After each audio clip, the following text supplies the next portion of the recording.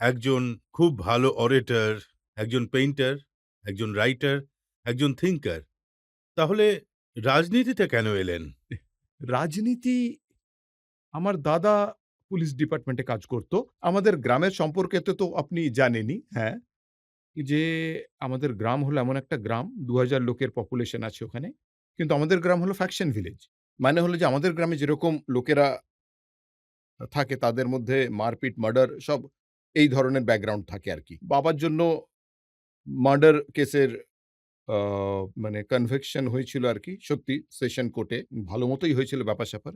কি আর বলব? তারপর হাইকোর্টে অ্যাপিল হয়েছিল। সেটা আলাদা কথা। গোটা ব্যাপারটাই ভুল কেস আরকি। যে এমন কিছু আমার ভাইকে তখন পুলিশ অফিসার ফাঁসিয়েছিল যখন ও যুব ইন্টারমিডিয়েট ছিল। আর এই গ্রামটাকে যদি শোধরাতে হয় তাহলে এদের বাইরে বের করে আনতে হবে গ্রাম থেকে। গ্রামের যে ফ্যাকশন, যে গ্রুপ ফাইট, যে মানে যে গ্রাম পুরো ৩০-৪০ বছর ধরে যে গ্রামে কখনো কেউ শান্তিতে ঘুমোতে পারেনি।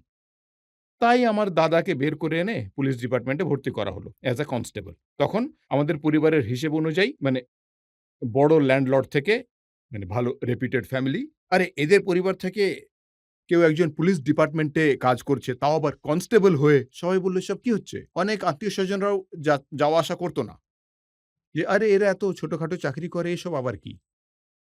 তাই আমার দাদার এই চিন্তাধারা ছিল যে, সবার এইসব কথা শোনার হাত থেকে বাঁচতে হলে রাজনীতিতে আসতেই হবে। একেবারে রাজনীতিতে এসে আমরা সবকিছু করতে পারব। তখন আমার দাদা আমাদের সবাইকে গ্রাম থেকে বের করে যেখানে এসে কাজ করত, পট লেখার জন্য সেখানে নিয়ে গেল।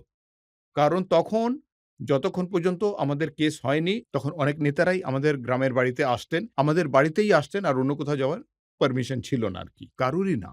কারোর যদি কোনো প্রকার ভোট চাইতে হতো, তাহলে আমাদের বাড়িতে আসতেন। যেকোনো নেতাকে আসতে হতো, আমাদের বাড়িতে আসতেন। পুলিশ আসলে আমাদের বাড়িতে। তবে কেস হওয়ার পর, এইসব ঘটনা হওয়ার পর লোকজন আসাই বন্ধ করে দিল। বিশেষ করে নেতা বাবুরা। তাই আমার দাদা ভাবল যে আমরাও এরকম নেতা হতে পারি। অবশ্যই হব। তো আমি ভাবলাম আমি কেন হতে পারব না?